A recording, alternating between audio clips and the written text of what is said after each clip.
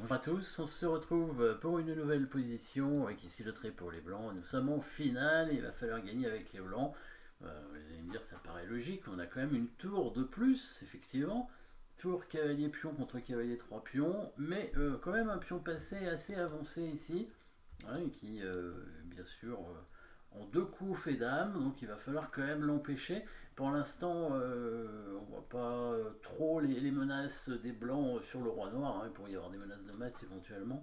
Mais ici, on va pour l'instant devoir parer le pion qui va à dame, hein, l'avancée du pion qui va à dame. Alors, le cavalier ne peut pas retourner, ne peut pas bloquer le pion, il est un peu loin. Donc, il n'y a que la tour, hein, qui peut vraiment venir protéger donc la case de promotion ici. En deux coups, il faudrait y arriver avec la tour. Il y a plusieurs solutions pour revenir avec la tour. Le problème, c'est quand il va avancer le pion, évidemment, hein, il va l'avancer en A2. Après, quand la tour va se mettre sur la première rangée, le cavalier va intercepter la défense. Donc on pourrait éventuellement faire tour F8, tour F1. Hein, mais il va pousser en A2 et il va jouer cavalier B1. Et là, on va être bien embêté. Donc il va falloir être malin. Il va falloir être malin et donc jouer sur les menaces, hein, de mat. Alors, sachant que cavalier tour, hein, c'est le seul couple de pièces qui peut mater le roi, hein, sans l'aide du roi blanc. Si le roi est dans le coin, hein, vous vous souvenez, le cavalier en F6 avec la tour en G8, le fameux mat des Arabes, hein, avec le cavalier et la tour. Mais ici, le roi noir pourrait éventuellement descendre. Alors, on va bouger le roi. Pourquoi? Parce que ça va nous permettre de revenir en G1 avec la tour. Voilà l'idée. Et le roi, logiquement, on voudrait plutôt le rapprocher du roi noir. Bah non, mais c'est pas ce qu'il faut faire. C'est pas ce qu'il faut faire. Il ne faut pas non plus aller vers le centre, parce que sinon, ça va permettre, par exemple, roi F3, ça va permettre au pion d'avancer, faire échec, et ça c'est embêtant, on verra après. Roi F2 ne sera pas bon non plus parce que le cavalier pourra faire échec. Donc on ne peut pas aller en F1, sinon on bloque la tour. Donc c'est soit H3, soit H1. Et le bon coup, c'est bien roi H1. Hein, et on va voir pourquoi. En fait, on va avoir besoin de ce pion pour le réseau de maths futur qui va arriver. Donc là, il pousse le pion. Bien sûr, la tour vient en G1 ici. Si on arrive à mettre la tour en A1, on a gagné. Hein, on peut le dire. Hein. Si on amène la tour ici, après il n'y a plus qu'à ramener le cavalier pour aller prendre le pion, ce sera facile.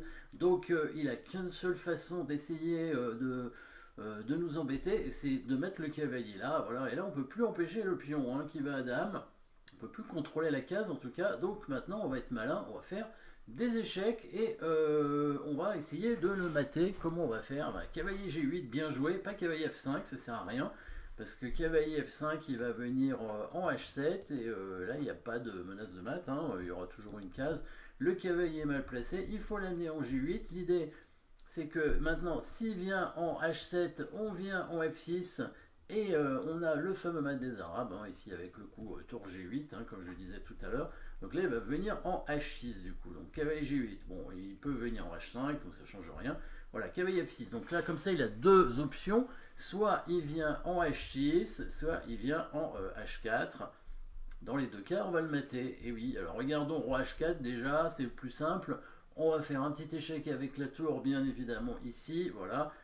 Alors c'est vrai que si le roi avait été en H3, hein, dans cette position, ça aurait évité roi H4. Sauf que le pion H2 aurait pas pu bouger. On va voir après que c'est très important. Alors roi H4, mais là on va le mater de toute façon. Tour G4, roi H3, et là vous avez trouvé évidemment la menace de mat imparable, que les blancs vont jouer et que les noirs pourront bien sûr pas parer puisqu'il y a une imparable logique. Hein.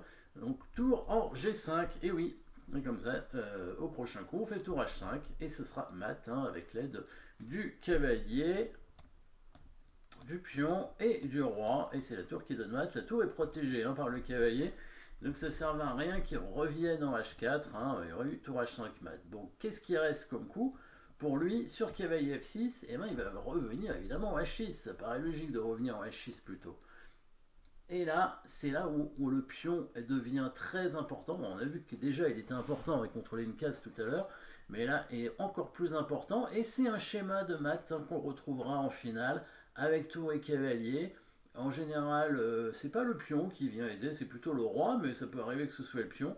Et les noirs ne pourront pas parer le mat. Vous avez peut-être trouvé la petite fin de cette étude. Ici, après cette introduction sympathique de 4 coups, les blancs qui vont mater en 3 coups ici. Vous pouvez chercher à partir de maintenant. En 3 coups, non, parce qu'il peut retarder en donnant sa dame. Il va faire dame, il peut jouer son cavalier, on va prendre la dame, etc.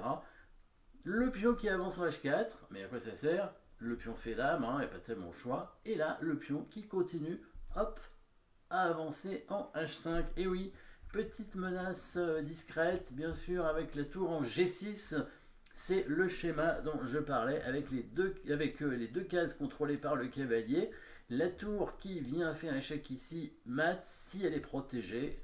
Donc en général, c'est le roi qui protège la tour. Ici, c'est le pion. C'est un schéma de mat assez intéressant pour la finale. La dame noire, on se rend compte que la dame noire ne peut pas revenir protégée, évidemment. D'où le pion E5 très important qui bloque évidemment la dame sur la diagonale. Donc il fallait pas aller en F3 avec le roi. Sinon, ce pion aurait avancé sur échec et aurait permis à la dame de revenir. Évidemment, le pion ici en A4 qui empêche aussi la dame de revenir faire échec en A8. Donc pas d'échec possible. Le seul coup qui puisse vraiment continuer la partie, c'est un coup de cavalier, n'importe où, en C3 par exemple. Voilà. Parce que ça va clouer la tour ne peut pas venir en G6, on est obligé de prendre la dame. Évidemment, on va gagner la finale. Maintenant, on s'est débarrassé du pion dangereux. On a une tour d'avance, on n'a plus besoin de mater immédiatement. On va réussir simplement à les gagner les uns après les autres. Faire roi G5, on va jouer peut-être le cavalier en D7 pour attaquer le pion. On peut d'ailleurs ne pas le jouer, on peut faire tour échec en fait. Parce que s'il prend le cavalier, on va pousser le pion à dame, il ne peut pas l'empêcher. On fera dame sur échec, donc beaucoup plus précis même, ce coup de tour ici, qui permettra au pion d'aller à dame. De toute façon, les noirs ne peuvent pas faire grand chose finalement contre ce coup de tour, puisque après il y a cette menace de mat, et si le roi s'échappe, c'est le pion qui ira à dame. Donc finalement ça va gagner beaucoup plus rapidement que prévu. On n'a même pas besoin vraiment d'aller prendre les pions.